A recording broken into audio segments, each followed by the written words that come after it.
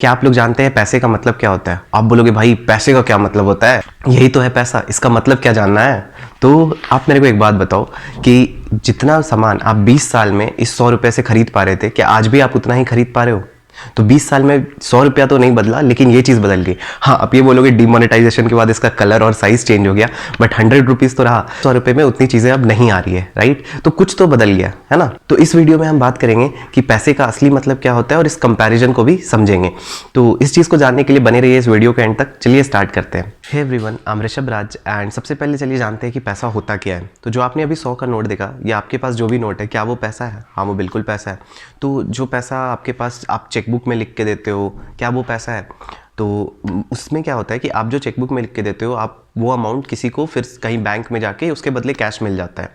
और जो आपका पैसा सेविंग अकाउंट में है, तो डायरेक्टली तो वो पैसा नहीं है, लेकिन फिर भी अगर हम कहीं से ट्रांजैक्शन करते हैं तो वो सेविंग अकाउंट में कम हो जाता है, तो वो भी पैसा है। तो ये सब क्या है? ये सब मूवमेंट ऑफ मनी है कि आप पैसे को एक जगह से दूसरे जगह मूव कर रहे हो, ठीक है।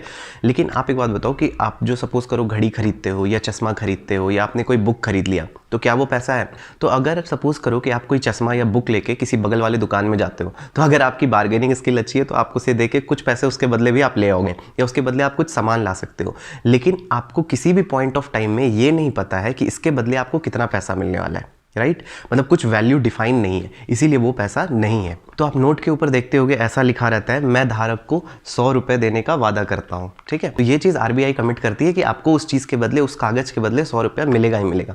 अब यहाँ पे आरबीआई का नाम आ गया है, तो मैं एक और चीज़ आपको बता देता हूँ। जो पैसा भी जो होता है उसमें दो टाइप का क्रिएशन होता है। एक होता है कि जो आरबीआई पैसा प्रिंट करती है वहाँ पे, फिर गवर्नमेंट डोमिनेट करती है कि उस पैसे का सर्कुलर कैसे होगा। और दूसरा कि जो बैंक के पास पैसा आता है in the form of loan and deposit. तो ये जो आपने देखा दो टाइप, तो ये कॉन्सेप्ट होता है मैक्रो और माइक्रो इकोनॉमिक्स का। तो इसमें अगर आप देखोगे तो जहाँ पे आरबीआई में पैसा बना, फिर वहाँ से बैंक के पास आया, फिर बैंक ने इसे लेंड करा लोन के फॉर्म में, फिर वो कंज्यूमर के पास आया, फिर हम जब कोई सामान लेते हैं तो फिर हम ये पैसा किसी को और देते हैं। तो ये पूरा पैसे का एक डिस्ट्रीब्यूशन सिस्टम बनाता है, ठीक है। तो कभी हम लोग ये इस वीडियो में बहुत लंबा हो जाएगा, तो कभी हम लोग बात करेंगे इस डिस्ट्रीब्यूशन सिस्टम के बारे में। ये बहुत इंटरेस्टिंग होता है जानना। तो अब आते हैं पैसे के दूसरे एस्पेक्ट पर। आपने समझ गया पैसा है क्या।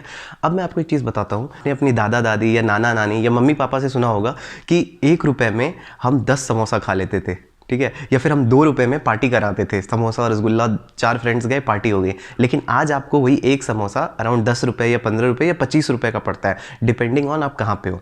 इसे आप ऐसे भी समझ सकते हो कि बचपन में आपको 1 रुपये में 10 पीस पानी पूरी मिलता था या 12 पीस, लेकिन आज आपको उसी 10 रुपये में कहीं पे 4, कहीं पे 2 या कहीं पे 5 पानी पूरी मिलता है। तो ऐसा क्यों होता है? तो ये होता है इन्फ्लेशन के कारण। इन्फ्लेशन का वन लाइनर मतलब है कि पिछले साल से इस साल में उस सामान का या किसी भी सामान का दाम बढ़ गया, इंक्रीज इन प्राइस हो गया, ठीक है। तो पैसे का जो रियल मतलब होता है वो होता है परचेजिंग पावर से। परचेजिंग पावर मतलब कि आप उस पैसे से कितना सामान खरीद सकते हो, ठीक है। मतलब अगर आपके पास 100 रुपये है तो आप इस साल जितना 100 रुपये में सामान खरीद सकते हो, क्या आप अगले साल भी उतना ही सामान 100 रुपये में खरीद पाओगे? तो वही उस पैसे का ट्रू मतलब होता है उसके परचेजिंग पावर में। तो इसको ऐसे समझते हैं कि सपोज करो आपके पास 1 लाख रुपया था, ठीक है। आपने इसे सेविंग अकाउंट में रख दिया, सेविंग अकाउंट में 3% का इंटरेस्ट है, तो आपको 1,03,000 इस साल के एंड में, मतलब अगले साल मिल गया। तो सपोज करो आपके पास 10 लाख थे, आपने 10 अलग अलग अपने फैमिली अकाउंट में रख दिया, तो आपको 3,000 एक अकाउंट से, मतलब 30,000 रुपये आ गए। आप तो भाई खुश कि मैंने पैसे को रोटेट कर दिया, मेरे पास जो घर में था उससे मुझे 30,000 रुपये आ रहे हैं। लेकिन आप समझो कि आपको जो 1 लाख का अगले साल 1,03,000 मिला। इंडिया में ऑन एन एवरेज 6% का इन्फ्लेशन है, तो आपका परचेजिंग पावर घट रहा है या बढ़ रहा है? आप इस साल जितना 1 लाख में सामान खरीद पा रहे थे, अगर 6% का इन्फ्लेशन है तो आप अगले साल आप 1,06,000 में उतना ही सामान खरीद पाओगे। लेकिन आपका पैसा 1,06,000 से ज़्यादा होना चाहिए, तब ना आप 1,06,000 में उतना सामान खरीदोगे और कुछ पैसा आप सेव करोगे। लेकिन आपको तो पैसा उससे भी कम मिल रहा है, 1,03,000 मिल रहा है। तो ये बहुत इंपॉर्टेंट है कि आप लोग समझो कि पैसे का जो रियल डेफिनेशन होता है वो उसके परचेजिंग पावर से आता है, ना कि उस वैल्यू ऑफ मनी से आता है, 100 रुपये या 10 रुपये से। तो इस परचेजिंग पावर से फिर और भी बहुत अलग अलग कॉन्सेप्ट आते हैं। आने वाले टाइम में हम उसके बारे में भी बात करेंगे। और एक लास्ट में मैं आपको एक चीज़ बता दूं जो आपको कहीं पे फ्लॉन्ट करने में भी हेल्प करेगा। जो ये मनी वर्ड है, ये डिराइव हुआ एक लैटिन वर्ड से, मोनेटा। ये एक सरनेम था एक गॉडेस जूनो का, रोम में, जिनके टेम्पल में ये कॉइन्स मैन्युफैक्चर होता था। कॉइन्स बनता था एक्चुअली। तो ये मोनेटा का मीन्स भी होता है कॉइन, तो वहाँ से ये वर्ड मनी डराइव हुआ है। तो उम्मीद करता हूँ आपको ये वीडियो अच्छा लगा होगा, आपको पैसे को लेके अलग पर्सपेक्टिव। तो शेयर कीजिए मेरे वीडियो को अपने फ्रेंड्स और फैमिली के साथ ऐसे ही इन्फॉर्मेशन उन तक पहुँचाने के लिए, और सब्सक्राइब कीजिए मेरे चैनल को ऐसे ही इन्फॉर्मेटिव वीडियो सबसे पहले पाने के लिए। That's it guys, bye bye.